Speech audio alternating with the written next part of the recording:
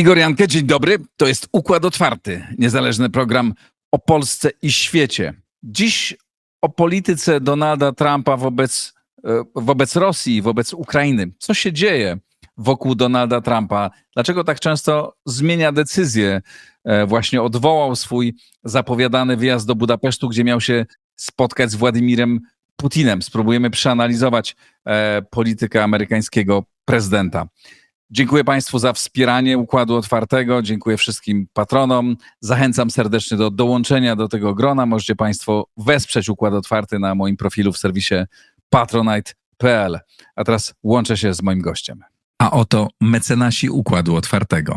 Oandate MS Brokers, dom maklerski oferujący możliwość inwestycji w instrumenty z całego świata, w tym fundusze ETF, a także oprocentowanie wolnych środków na rachunku.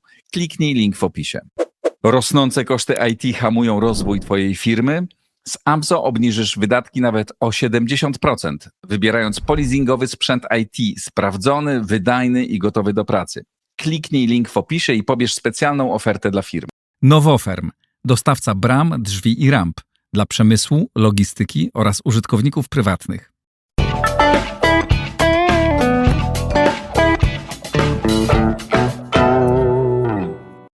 Andrew Michta, Senior Fellow Atlantic Council, profesor na Uniwersytecie w Florydzie oraz wykładowca i członek Rady Warsaw Freedom Institute, czyli amerykańskiego oddziału Instytutu Wolności. Dzień dobry, Andrew. Dzień dobry, Igor, dzień dobry Państwu. Kilka dni temu w Europie przerażenie, bo Trump ma lecieć do Budapesztu, gdzie miał się spotkać z Władimirem Putinem. 2 dni później odwołuje ten wyjazd. Jednego dnia zapowiada, że wyśle tomahawki do Ukrainy, drugiego dnia mówi, że nie wyśle, przeczołguje już nie przed kamerami na szczęście, ale za zamkniętymi drzwiami, zdaje się, Włodymyra Zełenskiego. Jak to czytujesz, tę politykę Donalda Trumpa? To znaczy z tym przeczołgiwaniem Zełenskiego to nie jestem taki pewien, bo po tym wszystkim zarówno Zełenski, jak i Donald Trump odcinali się od tego, mówisz na pewno o tym raporcie z Financial Times. Tak. No, który był pewnie wyciekiem, jak znam metody pracy dziennikarskiej, któryś z europejskich premierów musiał to opowiedzieć, no bo Zełenski po spotkaniu z Trumpem połączył się z europejskimi premierami, więc to jest prawdopodobne źródło tej rozmowy, nie wiemy który.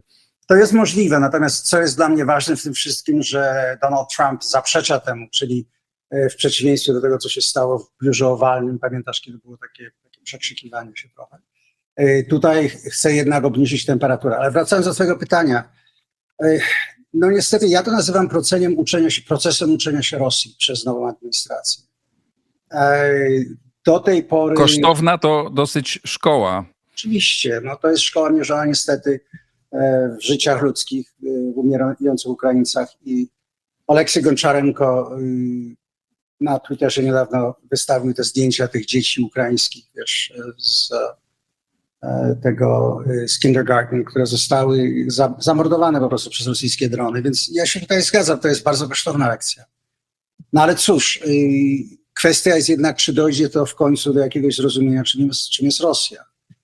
Pamiętaj o jednej rzeczy, w przeciwieństwie do pierwszej administracji Trumpa, kiedy on pozostawił na miejscu całe to zaplecze, które on nazywał Deep State, dlatego że był niemalże przypadkowym prezydentem, on tak przyleciał do Waszyngtonu niemalże na spadochronie w środek całego establishmentu i ludzie, którzy wokół niego pracowali, najważniejsi sekretarze, to byli ludzie rekomendowani przez tradycyjną klasę przywódczą Partii Republikańskiej, więc tam był Mattis, tam był Kelly, Tillerson, wiesz, wyszedł z klasy biznesowej. W tej chwili jest zupełnie inaczej. To, co nastąpiło, to jest wycięcie tego deep state, tego głębokiego państwa, czyli tego podbrzusza administracji. A jeżeli spojrzysz na to, ilu ludzi pracuje na przykład dla Rady Bezpieczeństwa Prezydenta, czy ilu ludzi jest w Departamencie Stanu, czy było raczej, no to wycinanie jednak nadal postępuje i obniżenie pewnych funkcji. Na przykład doradca bezpieczeństwa narodowego to zawsze kluczowa postać dla prezydenta. No w tej chwili niemalże została ona tak zepchnięta w kierunku Marco Rubio, kiedy Waltz został wysłany do Narodów Zjednoczonych. Tu żarty były w Waszyngtonie, że to trochę wyglądało tak, jak kiedyś się niedobrych polityków z bloku sowieckiego wysyłało, wiesz, do jakiejś ambasady w Mongolii. Ale do czego zmierzam? Dwie rzeczy się stały. Ja uważam, że proces jest tak bolesny i tak długotrwały z dwóch powodów. Raz jest brak naprawdę głębokiej znajomości Rosji bo brakuje tego deep state. I ja tutaj mówię różnym ludziom, którzy pracują z administracją i są wewnątrz, że tak powiem, tej policy community, że on musi zbudować swój własny deep state, że się tak wyrażę. To znaczy musi zbudować swoje własne zaplecze eksperckie. Ale najważniejsze to jest możliwość dawania prezydentowi opcji, które ta grupa ludzi może wyprodukować. I tu jest drugi faktor, który jest bardzo istotny, Igor, dlatego że ja od czasów Richarda Nixona nie pamiętam administracji, gdzie miał być tak skoncentrowany proces decyzyjny, jak masz w Białym Domu obecnie. To są naprawdę, to jest prezydent i może 3-4 ludzi wokół niego, którzy mają do niego dostęp i mogą mu w jakiś sposób doradzać. No i w mojej ocenie to są przede wszystkim Witkoff, Latnik, Bessenet, sekretarz skarbu i do pewnego stopnia Marco Rubio, chociaż Marco Rubio jest w takiej dziwnej sytuacji, bo on jest, jak wiesz, tradycyjnym republikaninem, zanim został sekretarzem i wszedł do zespołu Trumpa. Więc on jest tak, stoi niemalże trochę w dwóch światach. I poza tym oczywiście w sprawach wewnętrznej polityki jest Miller, a ja mówię o sprawach polityki zagranicznej. Więc ja myślę, że ten proces jest z tego powodu powolny. I wreszcie ostatni element. Jak wiesz, prezydent Donald Trump ma bardzo duże ego. On wierzy, że jest w stanie siłą własnej osobowości, takiego machismo trochę, prawda? On zawsze, zobacz, kiedy on się spotyka z przywódcą innego kraju, łapie go za rękę, poklepuje go po tych rękach, poklepuje go po plecach. Jak my mówimy po angielsku, he owns him, prawda? Czyli ja tutaj nad tobą się roztaczam. Więc on jest przekonany, w mojej ocenie, to jest oczywiście moja analiza, że on siłą swojego charakteru jest w stanie doprowadzić do takich rzeczy, jakie chce osiągnąć. No a niestety z drugiej strony, w tym wypadku, ma bardzo starego, wytrawnego KGB-sznika, który absolutnie nie jest zainteresowany, zresztą pisałem niedawno, w mojej ocenie, stawiania jakichkolwiek dealów. Więc ze strony rosyjskiej jest taktyka przeciągania wszystkiego. To jak tylko się wydaje, że coś się może stać, rzeczywiście Donald Trump podejmie decyzję, wyśle Tomahawks, czy podwyższy substancjalnie wsparcie dla Ukrainy, natychmiast dzwoni telefon, wyślijcie mi Witkoffa do Moskwy, trzeba porozmawiać. I co jest ciekawe w tym spotkaniu budapesztańskim, i to jest, mi się wydaje, najważniejszy indykator tego, co się dzieje w tej chwili, to jest to, że nie tylko prezydent Trump zawiesił to spotkanie, jeszcze dodał do tego, nie chce marnować czasu. Czyli pewien wyraz zniecierpliwienia jego samego tym procesem. I z drugiej strony wiemy, że to się stało po tym, kiedy Marco Rubio rozmawiał z Ławrowem i później zbriefował cały zespół prezydencki. Wtedy ta decyzja została podjęta. Więc tutaj rola znów Marco Rubio w mojej ocenie jest bardzo ważna. A pytanie jest takie, czy podczas, jak pamiętasz i pamiętacie państwo, spotkanie na Alasce, słyszałem takie opinie, nie wiem na ile one są uprawnione, no to spotkanie, prawda, wyglądało spektakularnie, w ogóle spotkanie na terenie Stanów Zjednoczonych, nie musiał przelatywać przez Europę, więc tego samolotu nikt nie musiał przechwytywać, czerwony dywan. A myślisz, że przechwyciliby go, gdyby leciał do Budapesztu? To jest oddzielne. Tak, nie jestem w stanie sobie tego wyobrazić, ale czerwony dywan, no prawda, przywitanie jak króla oburzające, efekt bardzo marny, praktycznie żaden. No krążą takie opinie, że tą osobą, która jakby powstrzymała Trumpa przed pójściem dalej, był właśnie Marco Rubio. Czy to jest możliwe, że on w ogóle odgrywa taką rolę? To znaczy, oczywiście nikt tego na pewno nie może powtórzyć, bo to musiałbyś być wewnątrz tego pokoju w czasie rozmów, więc potwierdzić, przepraszam. Natomiast dla mnie jest jedna rzecz, która jest bardzo jasna, że to, co wiemy, że spotkanie na Alasce miało być początkowo prezydent i może jeden staffer, i z tego, co wiemy, miał to być Witkoff, bardzo bliski, zaufany, prawda, ten envoy, który lata między Waszyngtonem a Moskwą na te różne operacje, wraca z jakimś obrazem dla Donalda Trumpa namalowanym, który podobno Putin namalował po zamachu i płakał. Wiesz, no to już odłóżmy na bok tę całą propagandę i ten cały sos. To, co się stało na Alasce, to, że do tego zespołu dołączył właśnie sekretarz stanu Marco Rubio.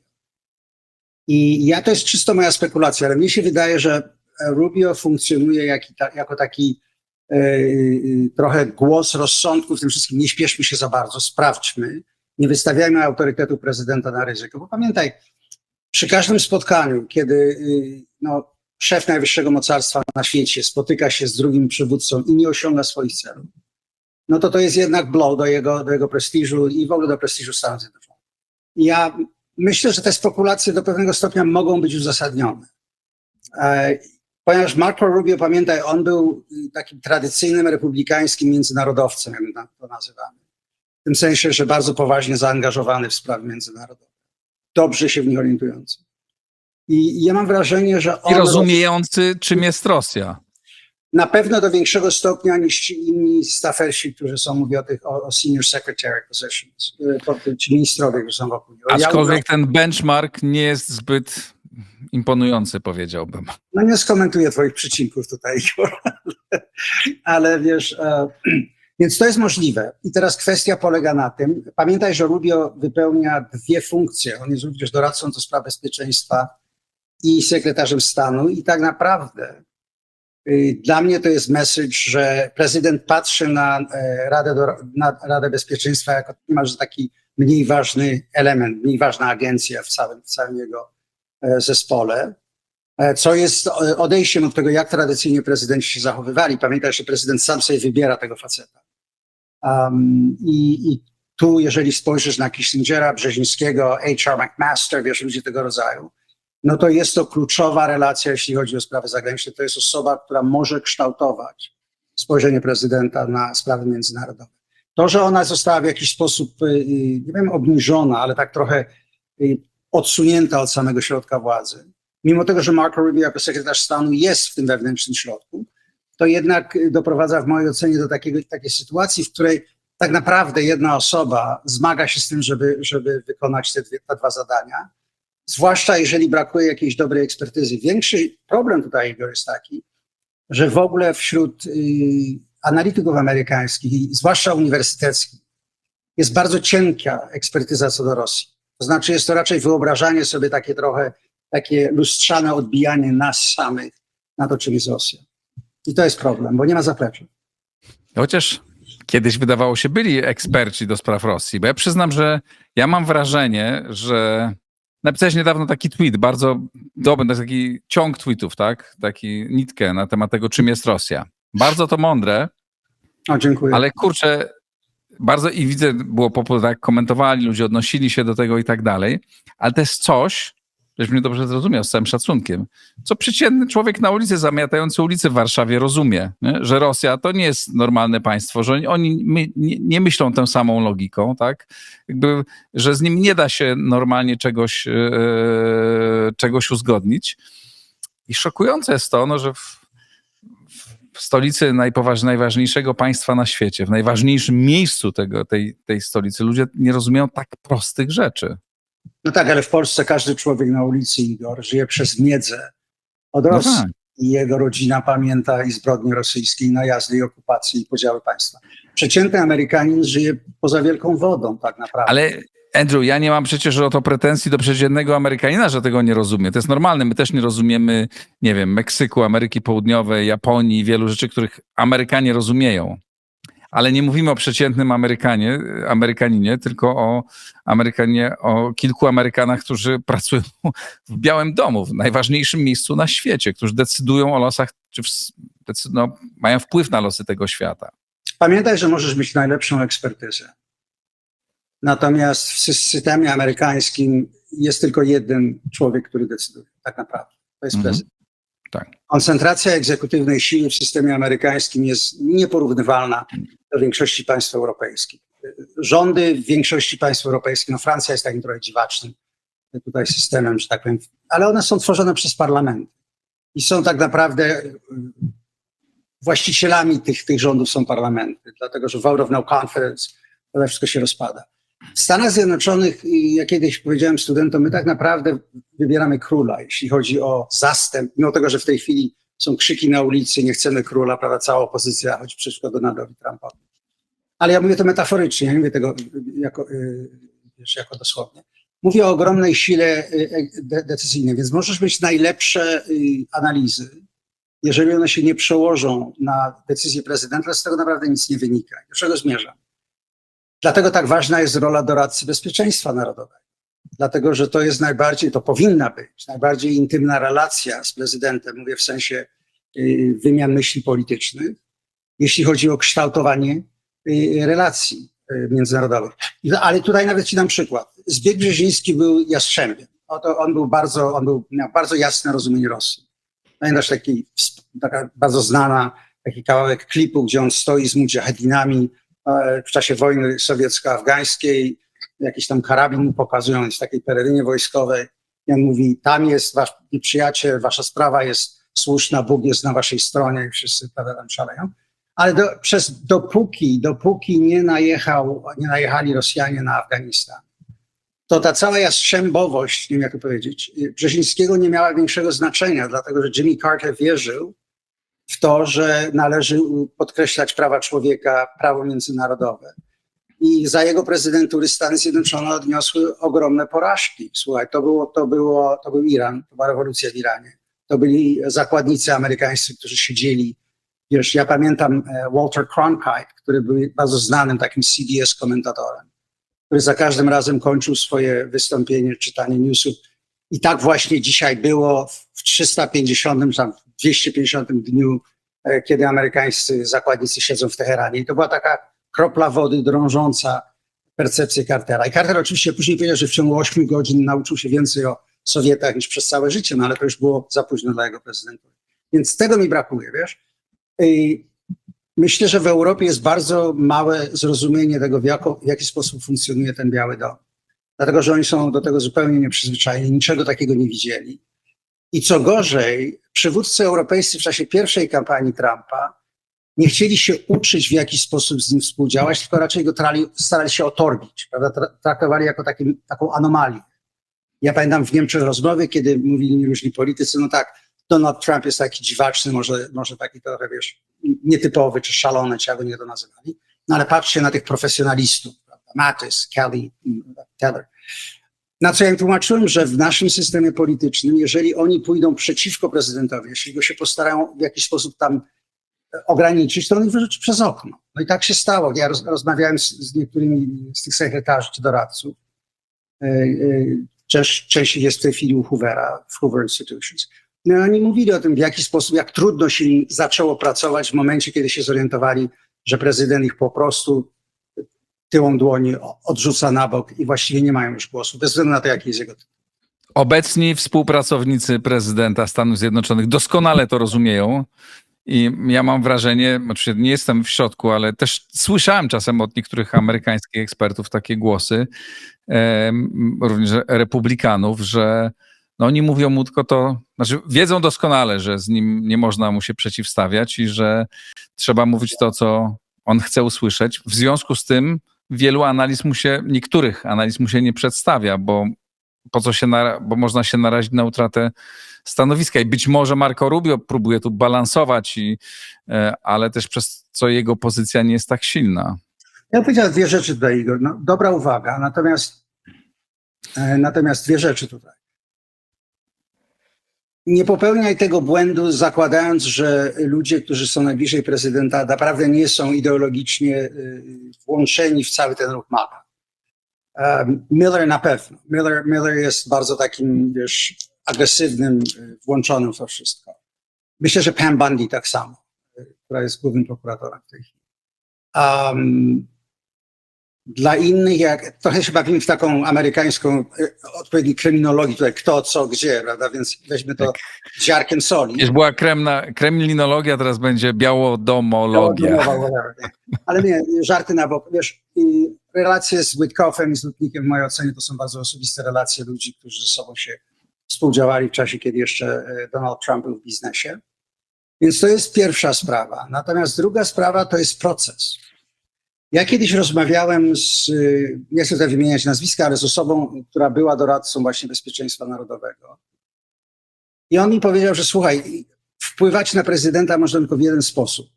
To znaczy najpierw trzeba objąć to, co on chce zrobić. Znaczy wziąć jego ideę i z tą ideą zaoferować mu może dwie jeszcze alternatywy I w zależności od tego, jak przedstawiasz balans tego, możesz mieć możliwość wpłynięcia na jego decyzję. Natomiast próba oponowania mu, mówienia, panie prezydencie, nie, to jest niedobre, bo to i to i to, kończy się tragicznie, jeśli chodzi o biurokratyczną politykę. To jest pierwsza rzecz. Druga rzecz, mówię to z dużą przykrością, to znaczy ja nie wiem, czy jest naprawdę całościowa strategia wobec tego, w jaki sposób te relacje z Rosją mają iść do przodu. Dlatego, że Rosja zawsze, w ogóle Eurazja, zachodnia Eurazja od Woodrow Wilsona, to był taki trzon amerykańskiej polityki, jeśli chodziło o sprawy zagraniczne. Oczywiście hemisferę należy bronić. To, co w tej chwili widzisz z Wenezuelą na przykład, ataki na te narkotyczne okręty i prawdopodobnie możliwość, że może dojść nawet do lądowego ruchu ze strony Stanów Zjednoczonych, jeżeli się to nie poprawi. No to oczywiście na bok, ale Europa i zachodnia Eurazja zwłaszcza były krytyczne. Ja nie sądzę, że my w tej chwili mamy jakiś komprehensywny plan na to, poza tym, że chcemy, żeby Rosja w jakiś sposób dała więcej dystansu co do Chin. Natomiast ja nie sądzę, że to jest możliwe. I teraz ta koncepcja, wydaje mi się, zaczyna wreszcie umierać. Znaczy coraz większe jest zdanie sobie sprawy, że Rosji się nie da odkleić od Chin, bo bez Chin Rosjanie nie mogą w tej chwili funkcjonować w tej wojnie. A to jest bezpośrednie zagrożenie. Przegrana wojna to jest koniec Putina. Jeżeli spojrzysz historycznie, co się dzieje, kiedy rosyjscy soldaci wracają, prawda, z jakiejś wojny, która została przegrana. Rosjanie przegrali w Afganistanie w 1989 roku i w 1991 nie było Imperium Sowieckiego. Wszystko się rozleciało. Tak samo było po wojnie krymskiej, po wojnie japońsko-rosyjskiej, wiesz, po pobiciu Rosjan przez Niemców w czasie I wojny światowej. Więc tu jest taki chyba rosnące zrozumienie. I ja to mówię z całą ostrożnością, dlatego że w mediach i w zachodnich, i z tego, co widzę w polskich mediach czasami, jest ta tendencja, że w momencie, kiedy Donald Trump coś powie, gonienia za tym jak za jakimś królikiem, wiesz? O, już on powiedział, że będą bazy permanentne, okej. On powiedział, że damy Tomahawks, okej. Ja bym tu sugerował tak trochę większego dystansu i patrzenie na całość działań politycznych. Na samym początku prezydentury Trumpa, drugiej, ja napisałem, że jest bardzo możliwe, że po próbie resetu z Rosją, kiedy dojdzie do rozczarowania, bo ja sobie nie wyobrażam, żeby Putin był autentycznie zainteresowany dealem. Może dojść do i osobistej urazy prezydenta i może dojść do zdania sobie sprawy wśród wszystkich jego współpracowników, że po prostu z ruskimi się nie da dogadać. Powiem tak już wulgarnie trochę. Nie da się z nimi dogadać, bo ich to nie interesuje. I wtedy może być zmiana w polityce amerykańskiej. Stany Zjednoczone mają zasoby w porównaniu do Europy, mówię o broni i amunicji, które jeśli dano by je Ukraińcom i mówię również możliwości targeting i powiększenie danych wywiadowczych i satelitarnych, że oni by mogli ogromnie przypiec Putinowi. Zauważ, że wczoraj było ogłoszenie manewrów nuklearnych po tym, kiedy zawieszono to spotkanie. Oczywiście większość analityków mówi, no ale to zawsze w październiku te manewry się odbywają, nie ma w tym nic dziwnego. Ale to, że Rosjanie podkreślają nagle, wystawiają to w centrum rozmowy, dla mnie to jest sygnał. Putin ma nuklearną szablę i w momencie, kiedy cokolwiek zaczyna się dziać nie po jego myśli, on tą szablą zaczyna wymachiwać i to zawsze działało z administracją Bidena. I teraz zobaczymy, jak napisałem. I z Europejczykami. Paraliż zupełny. Jake Sullivan, który był doradcą do spraw bezpieczeństwa prezydenta Bidena, natychmiast mówił o zarządzaniu eskalacją, czerwone linie, wiesz, takie rzeczy. Zobaczymy, w jaki sposób zareaguje na to administracja Donalda Trumpa. A tak naprawdę jak on sam na to zareaguje. Dlatego, że za każdym razem, kiedy do czegoś takiego dochodzi, ja uważam, że on to odbiera, trochę się tak bawię w takiego psychologa tutaj, więc przepraszam, ale ja mam wrażenie, że on to odbiera jako osobisty dysrespekt, wiesz? I to też odgrywa ogromną rolę, biorąc pod uwagę, jak administracja funkcjonuje. To jest administracja zbudowana naprawdę wokół prezydentury. Ona zawsze była zbudowana wokół prezydentury, ale były struktury w poprzednich administracjach, które inaczej funkcjonowały. W tej chwili jest tego brak. Tak, no to oczywiście myślę, że to jest bardzo mądre, co mówisz i tak jest, jak mówisz, aczkolwiek jak tego się słucha, to brzmi dramatycznie.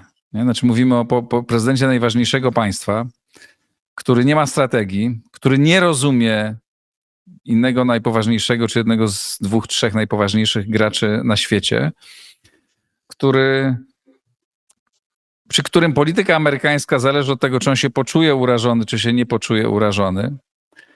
To brzmi naprawdę dramatycznie źle. No ale tak jest. Z tym nic nie zrobimy. Ale czy pozwolisz, że tutaj coś powiem? Bo wiesz, ja za każdym razem, znaczy ja dosłownie przyjechałem do Europy w 2016 roku, miesiąc czy 2 miesiące przed tym, miesiąc, zanim Donald Trump został ogłoszony jako wygrany wybory. I byłem naprawdę trochę tak zdziwiony i nawet przygnębiony reakcjami Europejczyków z jednego powodu.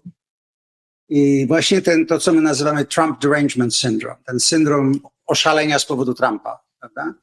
Że wchodziłem na jakąkolwiek konferencję do jakiegokolwiek ministerstwa, czy spotkałem się z jakimiś tam oficerami niemieckimi czy francuskimi i po 5 minutach było Trump. Nic innego było, tylko że Trump to powiedział, tam to zrobił.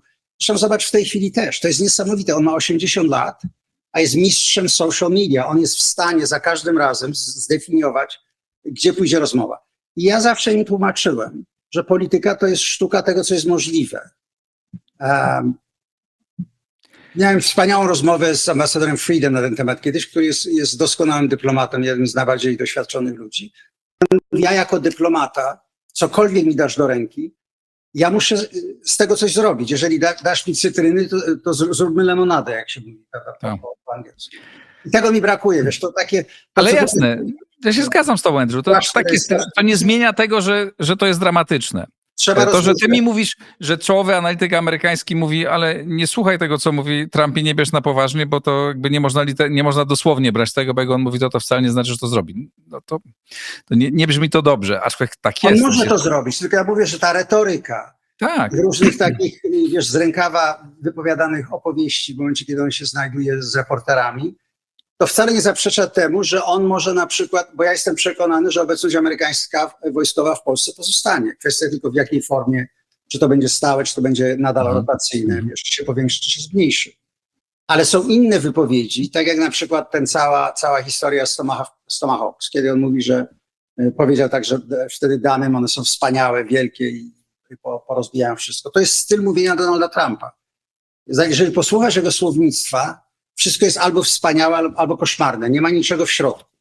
I to jednak, wiesz, elity się z tego śmieją czasami, zwłaszcza Europejczycy bardzo często w prywatnych rozmowach. Natomiast czy ci się to podoba, czy nie, on jest efektywny. Jest jednak efektywny. No, jeśli chodzi o Rosję, nie jest efektywny. Jeśli chodzi o Izrael, był, ale jeśli chodzi o Rosję, nie jest póki co. No Izrael jest też niepewny, wiesz, bo zaraz w dzień po ogłoszeniu, wiesz, tych 20 punktów Hamas mordował ludzi tam. No, ale mógł powiedzieć potem ze swoją wnuczką, jadąc tam na, już nie pamiętam, motorówką czy czymś, powiedzieć, że już 7 wojen tutaj zakończył i teraz 8. Ale Igor, uwolnienie tych zakładników to był bardzo duży. Ale był, oczywiście, to jest wielki sukces, ja tego nie podważam. Wracając do tej sytuacji. Tak jest, no polityka jest grą tego, co jest możliwe. Mamy cytryny takie, jakie mamy. Pytanie, co z tym, jak do tego podejść i co możemy zrobić? Czy jest tak, jak napisała nasza wspólna też znajoma Justyna Gotkowska, która przeczytała mi na Twitterze, no, że opisując mniej więcej tak, jak to wygląda polityka Trumpa wobec Ukrainy, może i tak to będzie, tak? I będzie raz krok w tą, raz krok w tamtą, tak? Że to będzie się toczyć. Tylko pytanie jakby, co w tym my możemy zrobić, jak jak pozostali gracze, czyli Europejczycy mogą grać, jakie są perspektywy zakończenia tej wojny, poza taką nadzieją, no, że za którymś obrotem Trump się naprawdę zdenerwuje, nie? Ale jakby to jest niepoważne, żebyśmy tak myśleli, choć tak naprawdę jest. Pytanie, co realnie, też mając te cytryny, które Europa ma, więcej ich nie mając, może zrobić. Dodam, tylko przypomnę, że informacja chyba z środy czy z czwartku o tym, że no bardzo poważnie jest rozważane, już jakby jest blisko tego podobno, ale nie wiadomo, czy Europa podejmie taką decyzję, tak, żeby zamrozić te rosyjskie asety, przekazać je Ukrainie, a potem je spłacić z reparacji powojennych, no, które z reparacjami różnie bywa, jak wiemy, ale gdyby one posłużyły, to rzeczywiście by to zagrało. Wiesz, ja to, co powiem, może zabrzmieć trochę banalnie, więc przepraszam, ale mnie się wydaje, że najważniejsze jest żeby się nie fiksować na jednym rozwiązaniu takim błyskawicznym, które uderzy, prawda, z góry i wszystko zmieni. A Stany Zjednoczone przy wszystkich swoich wojskowych możliwościach mają również polityczne ograniczenia, jeśli chodzi o rynek wewnętrzny. Państwo jest zmęczone 20 latami tej globalnej wojny z terroryzmem. Kiedy mówię państwo, mówię ludzie. Wiesz, to jest dla mnie bardzo ciekawe, że po wyjściu z Beltway w Waszyngtonie na Florydzie rozmawiam z ludźmi, którzy są, wiesz, z dala od tego huku zgiełku. Bardzo niski apetyt na jakiekolwiek imprezy zagraniczne, a jednocześnie z punktu widzenia etycznego i moralnego wspieranie Ukrainy, rozumienie, że Rosjanie są agresorami. Do czego zmierzam? To musi być naprawdę wielokierunkowy wysiłek. I tutaj nie tylko Stany Zjednoczone, ale Europejczycy mają dużo do zrobienia. Przestać wreszcie kupować tą rosyjską energię, zamrozić ich asety, odbudować siły zbrojne, zmienić to, w jaki sposób NATO funkcjonuje we własnych strukturach. Myśmy o tym mówili kiedyś. Zbudować regionalny system w korytarzu północno-wschodnim z konkretami do Stanów Zjednoczonych, co potrzebuje sojusz ze strony amerykańskiej, żeby to dobrze zadziałało i odstraszyło. Wiesz, i przestać po prostu przyjąć do wiadomości, że Rosja jest chronicznym zagrożeniem, a ja uważam, że tego do tej pory ani w Paryżu, ani w Berlinie, ani w Londynie, mówię o największych stolicach, nie przyjęto jeszcze do wiadomości. Są oczywiście politycy, jak Kiesewete w Niemczech, który bardzo jasno się wypowiada na temat Rosji. Więc ja mam nadzieję, że pewna debata się w Niemczech zaczyna dziać. W krajach oddalonych od flanki bardzo mało zainteresowania tak naprawdę. Więc wydawać pieniądze na zbrojenia, organizować wspólny front polityczny i po prostu zdać sobie sprawę, że jesteśmy w fazie zerowej tego konfliktu. Rosjanie operują na terenie Europy, niszczą elementy infrastruktury. Te takie rozrywalne działania, w sensie drony się pokazują nad lotniskiem, wiesz, tego rodzaju sprawy. I ja widzę bardzo słabą odpowiedź ze strony aliantów. No, kiedy sekretarz generalny Mark Rutte, bardzo taki sławna wypowiedź przed kilku dni, mówi, że jeśli Rosjanie pogwałcą przestrzeń powietrzną sojuszu, to nie zestrzelimy tego samolotu, tylko go tak pewnie elegancko, prawda, wyeskortujemy, bo to jest symbol naszej siły, bo to jest, a ten facet siedzący obok niego mówi, tak, to jest proporcjonalna odpowiedź. No dla Putina to jest po prostu appeasement, to jest pokaz słabości. Więc to są... Kiedyś Erdoğan, jak pamiętasz, parę lat temu, jak ruski samolot wleciał, tego po prostu zestrzelił i następny już nie wleciał. Właśnie, no i zrobiło się dużo krzyku, jak pamiętasz, tam Putin odgraża, co on nie będzie robił. Wiesz. Tak jak napisałem na Twitterze, jeden z moich rosyjskich znajomych tutaj w Stanach Zjednoczonych powiedział, słuchaj, przestańcie budować modele jakiegoś racjonalnego wyboru, przestańcie lustrzanie odbijać założeń myślenia amerykańskiego na Rosję. I on powiedział, słuchaj, jeśli chcesz zrozumieć, jak myśli Władimir Putin, porozmawiaj z policjantem w Petersburgu i on ci powie, jak taki lokalny wataszka na ulicy tak się zachowuje, jak on myśli, żeby zostać królem ulicy. Ja się zacząłem śmiać i on powiedział, ale zobacz, jak ten facet na przykład chodzi, jak on się zachowuje, cały body language. To nieważne, co on mówi. To jest projekcja tego właśnie, zawsze w twoją twarz stoję, zawsze ja tutaj jestem największy. Tak, no zgadzam się. To policjanci w Warszawie, czy tutaj wszyscy, ta wiedza jest tutaj dobrze przyswojona i to akurat jest wyssane z mlekiem matek, ta wiedza.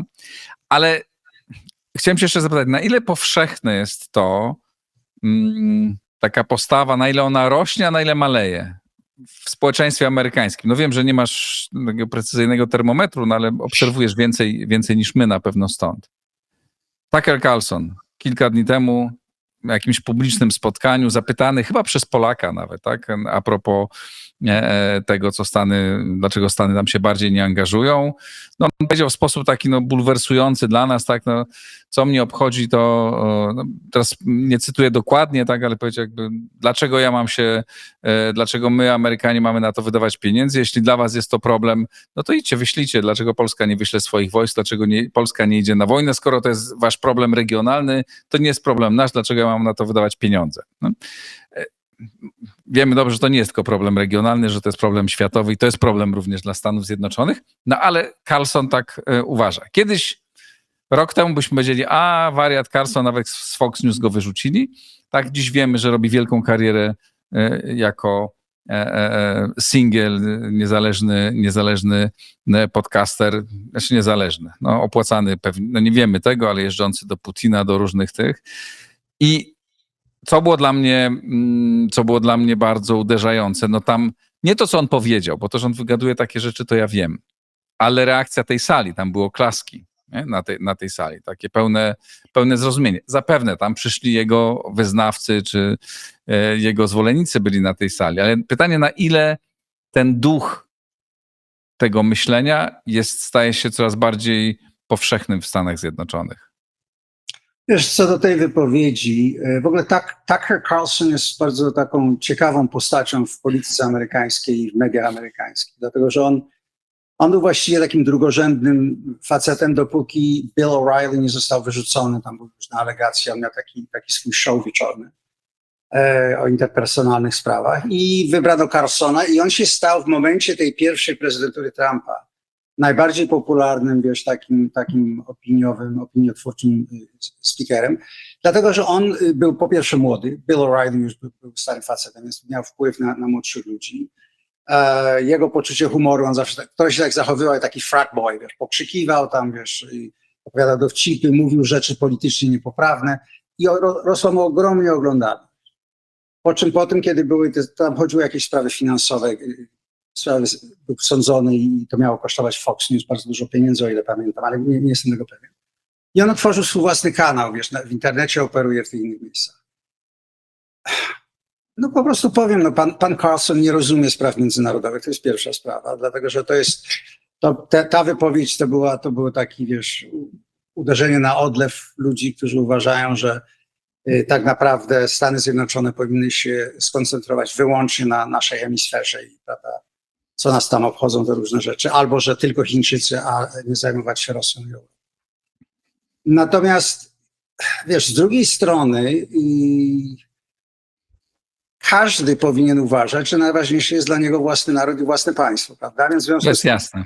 Ale bo ja chcę, spróbuj powiedzieć, znaczy nie wiem na ile masz, jak ty czujesz, na ile, bo Carlson jest jak jest, to wiemy, to mnie nie zaskoczyło, ale te oklaski, a potem widziałem też na Twitterze, że Joe Rogan to zacytował to. Nie zacytował to chwaląc, nie chwaląc, no ale podejrzewam, że gdyby się tym bardzo oburzał, to by tego nie cytował albo coś by tam dopisał. Nie?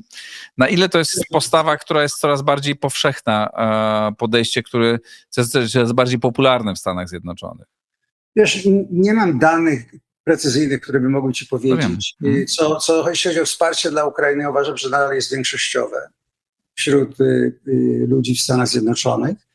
Nawet jeśli mają bardzo mgliste pojęcie o tym, co się tam dzieje na tym froncie, ale poczucie tego, to jest kwintesencjalnie amerykańskie, takie, jak uważam, jedno państwo napadło na drugie państwo, mały broni się przeciwko dużemu. Wiesz, takie myślenie w tych kategoriach. Więc w moich rozmowach, czy to zupełnie nie ludźmi nie zajmującymi się polityką, to raczej widać. Natomiast nie mam żadnych precyzyjnych danych, które ci mogą powiedzieć. Natomiast pamiętaj o jednej rzeczy, że Stany Zjednoczone, to jaka jest w tej chwili opinia, to jest wypadkowa i tego, w jaki sposób zachowuje się przywództwo amerykańskie.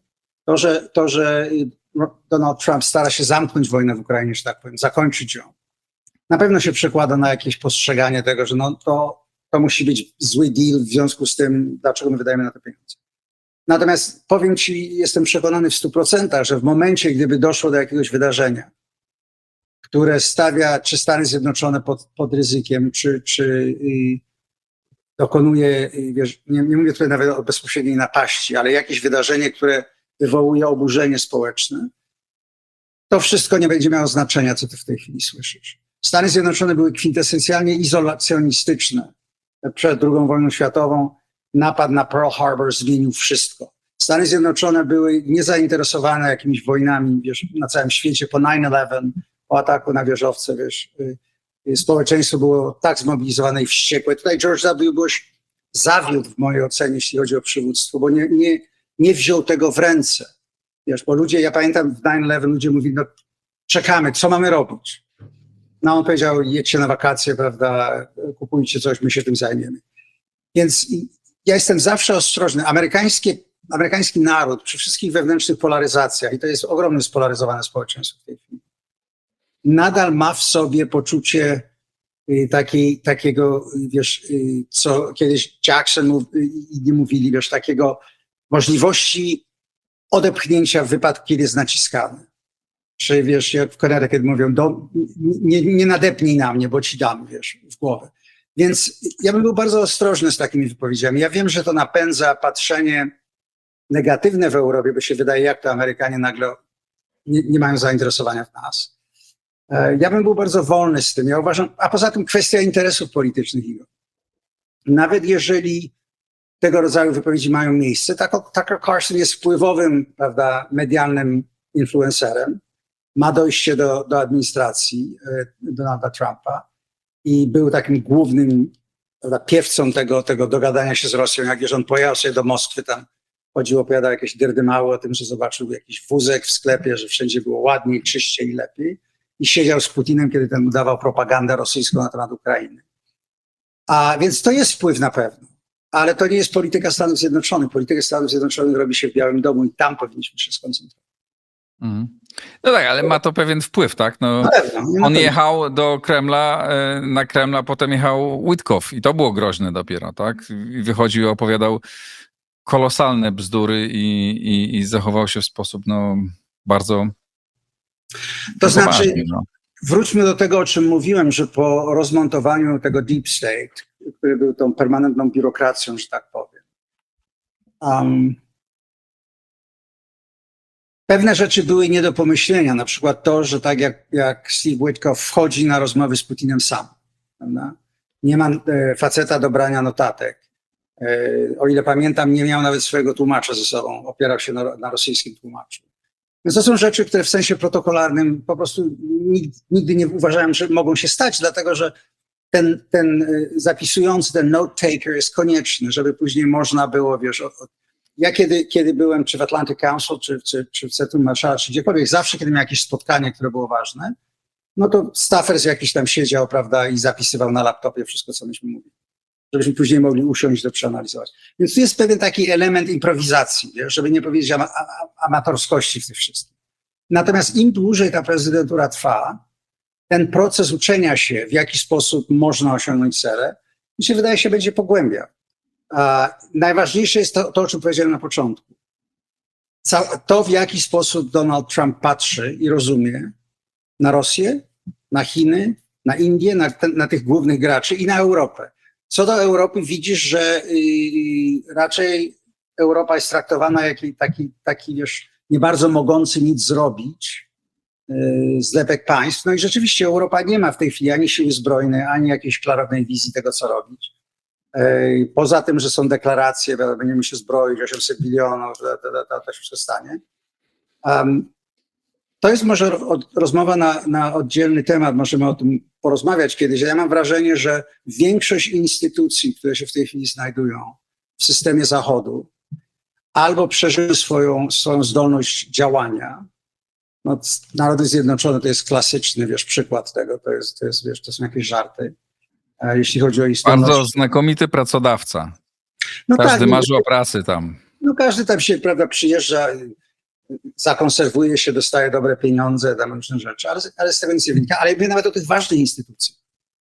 Ja się bardzo cieszę, że Sojusz ma 3 regionalne plany, że Sojusz ma wymagania zdolnościowe, które państwa mają wypełniać, ale sposób, w jaki on funkcjonuje, w mojej ocenie, wymaga głębokiej reformy.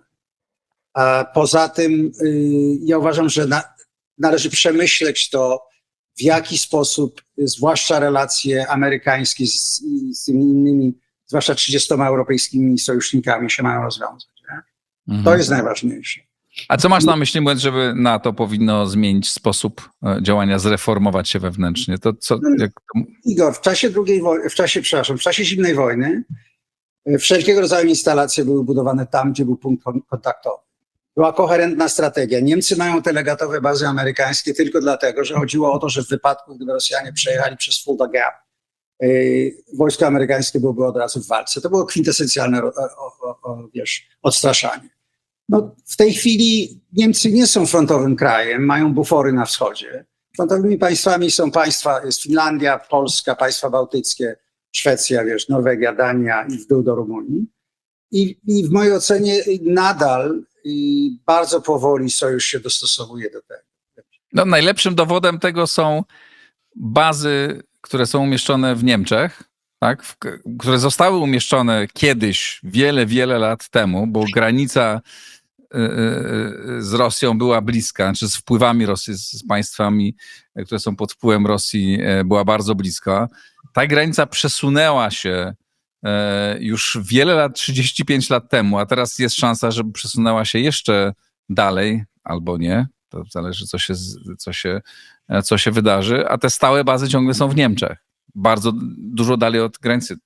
Chyba racjonalne byłoby przesunięcie stałych baz do Polski, do Łotwy, do Rumunii, do tych państw, które graniczą z bezpośrednimi wpływami Zgadzam się, wiesz, albo z możesz... Rosją. Na ile ty uważasz, że to jest w ogóle, że jest to możliwe? Na ile też administracja Trumpa o tym myśli? Ja uważam, że to jest możliwe. To wymaga bardzo agresywnej i takiej, aktywnej działalności dyplomatycznej ze strony przede wszystkim Polski, bo Polska jest tym hubem.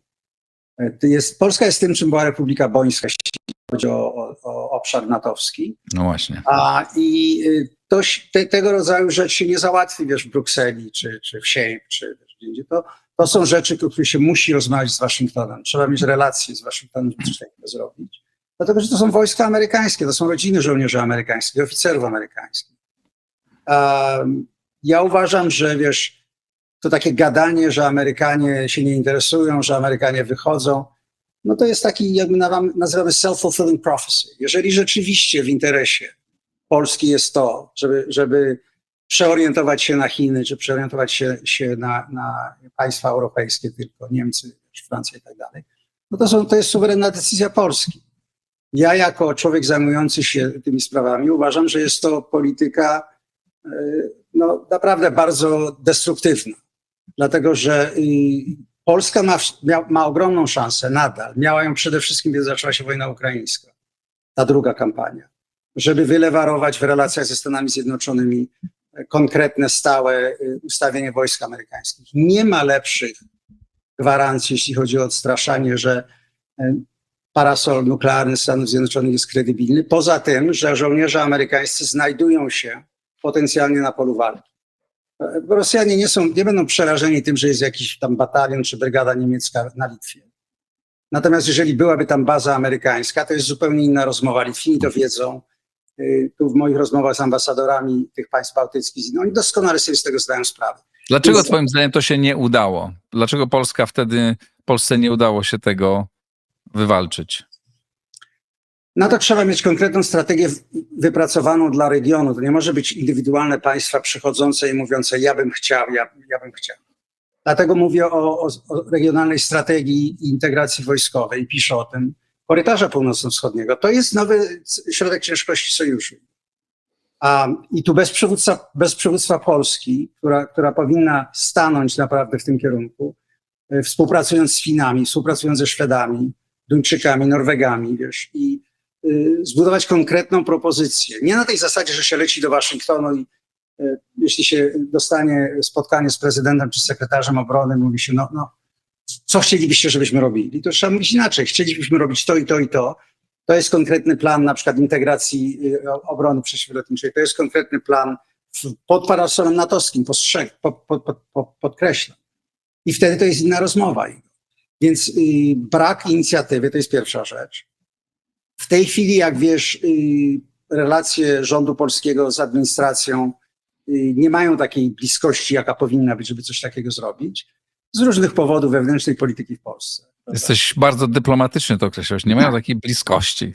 No nie wiem, jak to powiedzieć.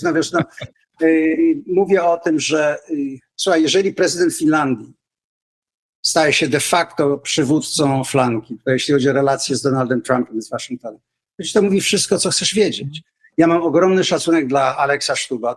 Ja go znam od lat jeszcze, kiedy był przed takim dużym wejściem w politykę. To jest niezwykle inteligentny facet, który rozumie jedną podstawową rzecz.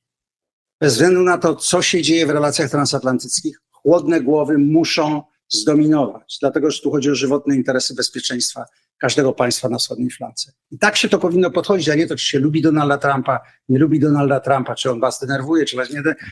Nie o to chodzi. Czy uważasz, że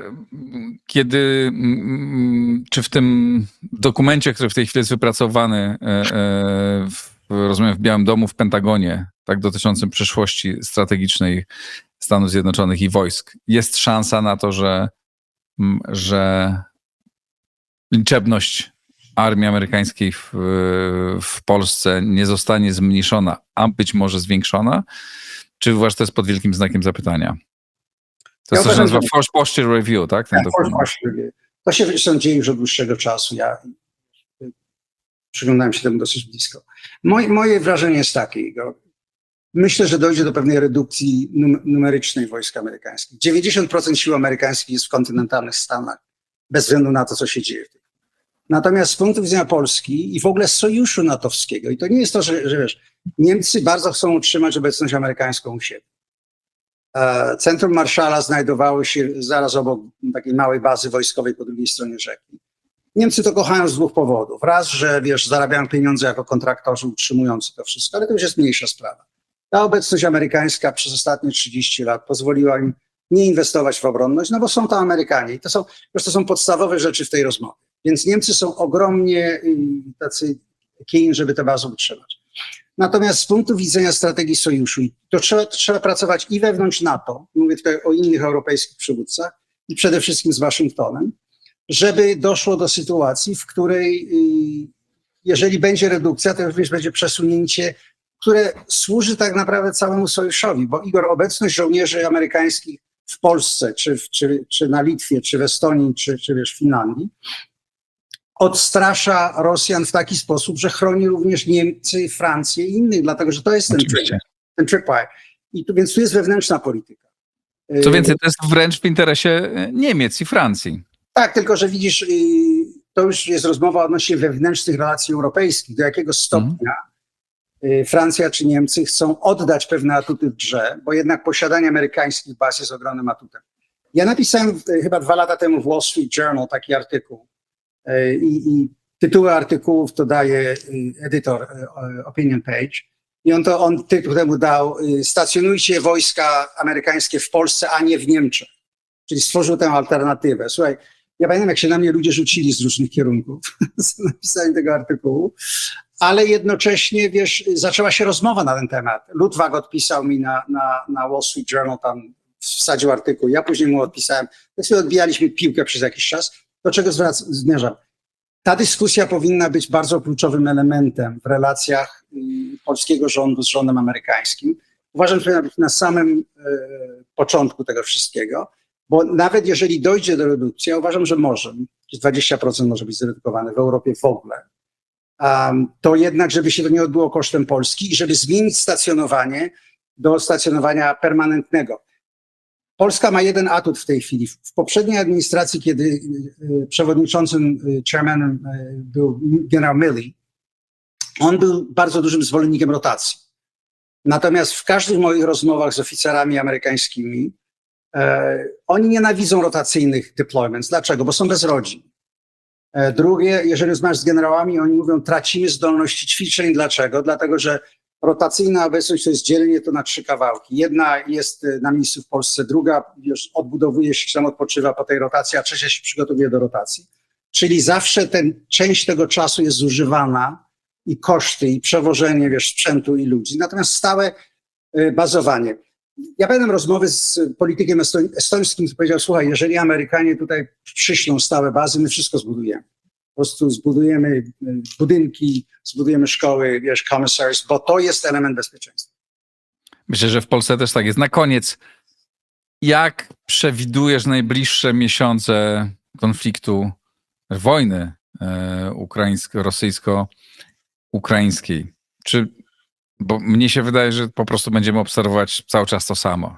Front będzie o centymetry się posuwał na niekorzyść Ukraińców, Ukraińcy będą strzelać być może coraz częściej daleko i osłabiać Rosję, ale Rosja będzie odtwarzać swoje zdolności i w kółko to samo, a Donald Trump będzie jednego dnia mówił tam przyjadę, nie przyjadę, spotkam się, nie spotkam, wyślę tam tomahawki czy coś innego, a potem nie wyślę i ja nie widzę. Czy ty widzisz jakikolwiek scenariusz kończący tę sytuację? Ja myślę, że ta wojna i zagrożenie rosyjskie, a w ogóle ta wojna może się rzeczywiście zakończyć porozumieniem. Tylko wtedy, jeśli dojdzie do pobicia rosyjskich sił na terenie Ukrainy.